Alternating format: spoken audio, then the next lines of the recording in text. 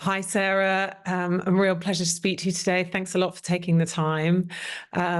Maybe you can begin with a brief intro. I mean, I know it's out today, so most people won't have had a chance to see it yet. For people who don't know anything about the Outrun, what can they expect from this film? So The Outrun is the film adaptation of the best-selling memoir by Amy Liptrot. It's about a young woman's recovery from alcoholism, and it's a really inspiring story about healing, the natural world, and finding connection with nature and community and with self.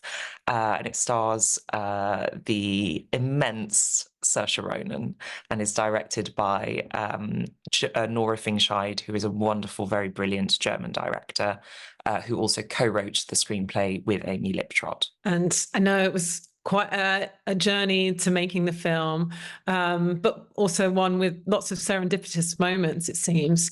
Maybe you can just give us a bit of insight, when you first discovered the memoir, what it is that really spoke to you about the book and the journey to getting it made. So it has been a long journey. I first read Amy's book 8.5 years ago, which is when it was published, and it really spoke to me. Amy is just a remarkable writer. Her words are really transportative, and you read her writing and you feel like you're in Orkney. You discover this epic landscape, and you hear it as well as see it in her writing. And so when I read her book, I was just struck by how cinematic it was. It really did feel like an audio-visual, epic, powerful, emotional story that absolutely demanded a big screen adaptation. The narrative of the story isn't, however, that straightforward in terms of considering how you would adapt it. So it was definitely a long journey of trying to find the best way of bringing the spirit and the unique quality of Amy's writing to the screen, and that really came together when we joined forces with Nora Fingscheid and with Saoirse and Jack and Dominic, who also produced the film with me. And I know with animals, that was also a book adaptation, but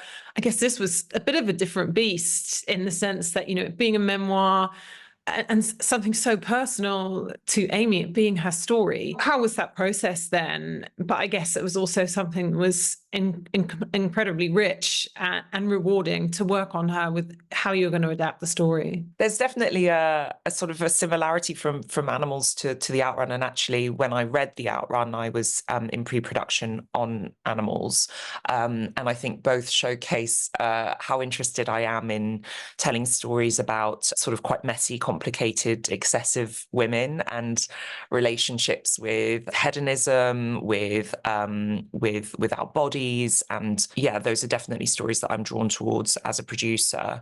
It certainly helped me in my bid for the rights to the Outrun that Emma Jane Unsworth, who wrote Animals and adapted her book herself, vouched for how much she trusted me. So that definitely gave me a bit of an advantage in building my relationship with Amy. So yes, but as a memoir, it is a different beast, and you have a responsibility to the person whose real story, real relationships, real family, and real home in particular of Orkney and the small island of Papua-Westry in particular. And it was really important that Amy be involved throughout the whole process, and that we work very closely and very respectfully to bring her story to the screen, with as much care and sensitivity as possible. So it was a long journey that I think needed to begin quite slowly and gently. And I think my responsibility as a producer was also to establish whether Amy really wanted this to happen. It's one thing to write the book and to have that put out there, and that definitely is a sort of, it warms you up towards it, but it's something else to have an actress play you and to bring the sort of visual component to your life's experiences. But we changed the name of the character, and that helped immensely. And Nora Fingscheid, I remember a few years back now seeing System Crasher at the Berlinale, interviewing her about that. I mean, incredible director. And I think then she was talking a bit about the fact that she had a background in documentary making, perhaps did bring a slightly different lens to how she was working with fiction. So do you think that also adds another layer to the way she's directed the film? And why was she the right person to collaborate with on this story? Yes. Well, we all loved System Crasher, and System Crasher is a really difficult story. It's, I think there are similarities to the Outrun in the sense that you have a complicated, excessive, sort of wild female character, a child in that instance, and it's a story that has really sort of jagged edges. At the same time, a lot of humanity and a lot of compassion. And I think Nora really brings that as a filmmaker. It's also a really beautiful film. There's a lot of colour in it. And I think the balance between the sort of the vivid, emotional, compassionate landscape to her filmmaking, alongside not shying away from what is dark and challenging and ugly, the balance of that in her work, I think, is really interesting. And her documentary work really added a dimension to how she as a director would approach the Outrun. I watched an incredible feature-length documentary that she directed called Without This World, which is set in the Mennonite community in Argentina. And the way that the care and respect that she brings to telling their story, and the visual language that she brought in that film really just gave us like the full picture of what she could bring to the Outrun. And she went back to Amy's book. She brought out all the sort of, the coloured cue cards and broke it down into all the different elements, from sound cues to birds to, lines of very sort of poetic language from Amy's book, and found her own way to really honour the layers of storytelling in Amy's book, but yet to bring them to the screen in a way that is sort of truly cinematic. So she had the different timelines of the character's story in London in the past that she's reflecting on. She's reflecting on a whole number of years where her drinking is out of control and how that affects her relationships. And that timeline is then juxtaposed with the present day in Orkney, where she's back home, sort of washed up on the shores and trying to reconnect with her family in the place where she's from, with the wildlife, with the seasons and the cycles of nature. And then interspersed with all of that is what Nora refers to as the nerd layer, which is a device with voiceover that has archive footage and a more documentary style filmmaking brought to that. So when Nora pitched us those three different layers of storytelling, we knew that she was absolutely the best director for the Outrun, and that she just really brought the spirit of Amy's book. And above everything, it was the care and respect that she showed Amy and her family throughout the whole journey of the film, which made her undeniably the best director for us. And I don't know when you and Amy first started working on the project, if you had an actress in mind. I mean, now seeing Saoirse's absolutely phenomenal and such a committed performance, I believe there's already a lot of Oscar buzz around it, and rightly so. Was that a name that had already cropped up? And then if she'd actually read the book independently, if that's right, and sort of fallen in love with it and wanted to work on it. So that all seemed to come together perfectly. But was she the right person from the beginning? And how did you know she was? She's the best, right? She's Saoirse Ronan is a generational talent. I think at the beginning, 8 years ago, Amy and we weren't talking so much about actors. We were talking about, because it was such an intense thing, I guess, for her to, to start thinking about who would play you in the story of your life. It's a huge question. But actually, it's really funny because this week, Amy texted me and said, I found this email that you sent me in 2016 about how I should watch Brooklyn. And I'd forgotten about that. But of course, Saoirse would have been on our mind, because because you want to watch her doing anything, and to be able to watch her in such a raw, vulnerable performance as she gives in this film. Yeah, I mean, we couldn't have made the film without her, and it was a great privilege to produce the film with her. This is the first film that she's produced, and it was wonderful that we all came together through a shared love for the book. So Jack Loudon had read the book independently and brought it to Saoirse, and they and Dominic got in touch with me, and I had already had the rights and the relationship building that I'd built with Amy, and so it made perfect sense for us to join forces and produce it together. And then the shoot itself, I mean, as we say, seeing Saoirse bring this character to life, and it's not an easy story, whether you're talking about the sort of the emotional weight and different layers that she has to convey, or kind of the physicality of it, and doing the cold water swimming, et cetera, et cetera. So what was all that experience like? What were some of the highlights, but what were some of the most difficult moments as well? It was certainly a challenging shoot. It was a long shoot. Because we had to be in tune with the cycles of nature. So we started with the lambing, because of course it's lambing season, and the lambs aren't waiting for you to be ready. So you just have to be there when they're ready.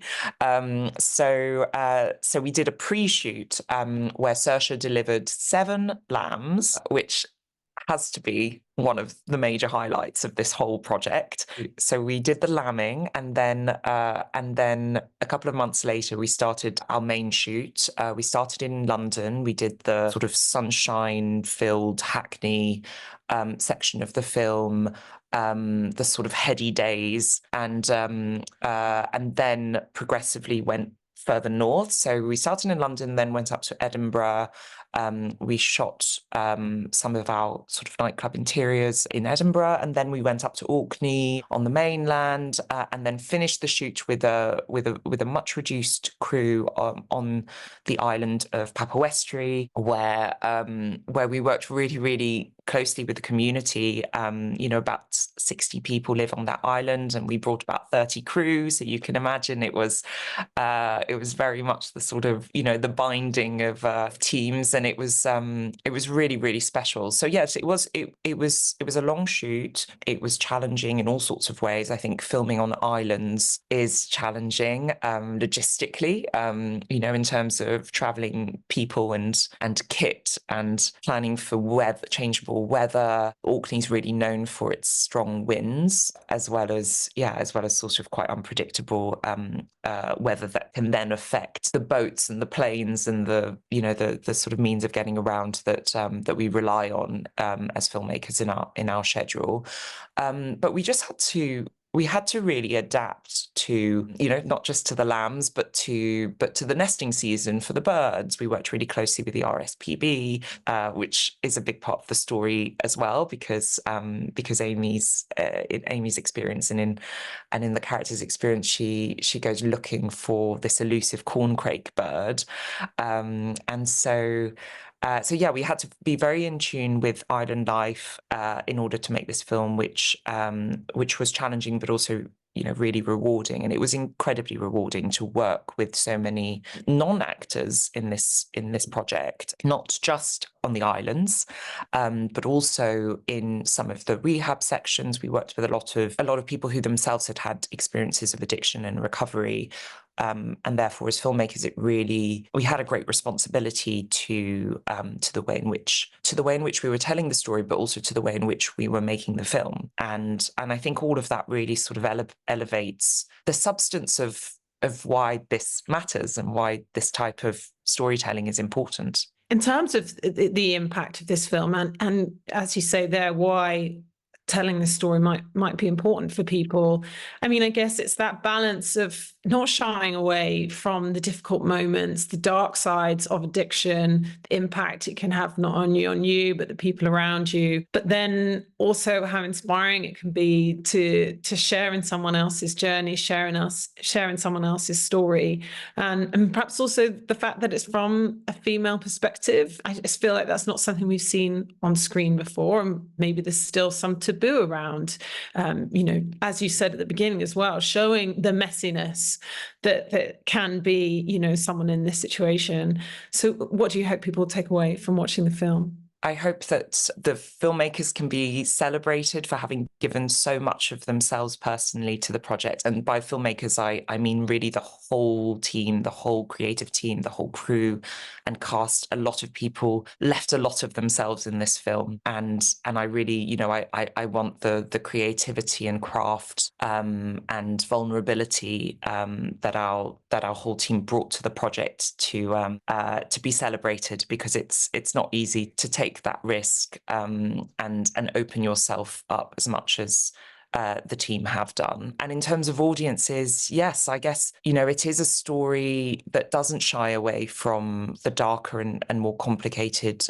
aspects of addiction, of mental health, and of the struggles that people face. Addiction is really complicated and it's difficult to dramatize it. It isn't simple and linear, and it can be ugly and it can be slow, and it can equally have moments in recovery of real euphoria. And I think one of the things that to me I find so fascinating with the film is that it really celebrates the moments of euphoria that show the hedonism and the exhilaration and adrenaline that you can face while partying, for instance, can find a new pathway in the life of somebody who has found recovery and healing. So some of my favorite scenes are, the cold water swimming and raving by herself in the cottage on Christmas Day. I think it is really inspiring to know that even after the darkest times, that there is hope and that is possible. And I hope audiences will discover that themselves. And just very quickly, I mean, I know, started off in Sundance, been to other festivals and had some previews. So even though it's not out yet, you have the chance to show it to a lot of people. What has that experience been like? What has the reaction been? Has it started dialogues? I don't know, people sort of coming up to you and saying how it's touched them. It's honestly been so moving to hear audiences' responses to the film.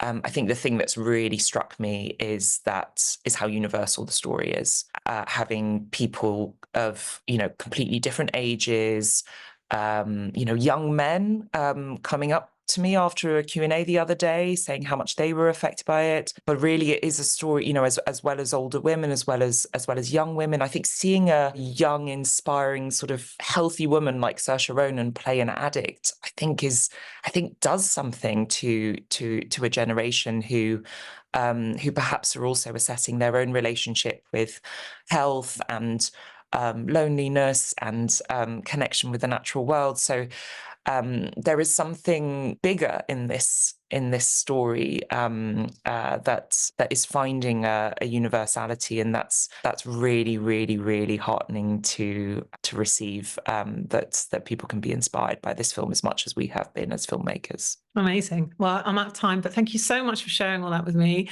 Congratulations on, I was totally blown away by the film. Found it, very, very deeply moving. And I think you're right. I think it actually has something in there for a lot of people that they can connect with. And of course, it's out today. So can't wait for everyone else to have the chance to see it. Well, thanks so much.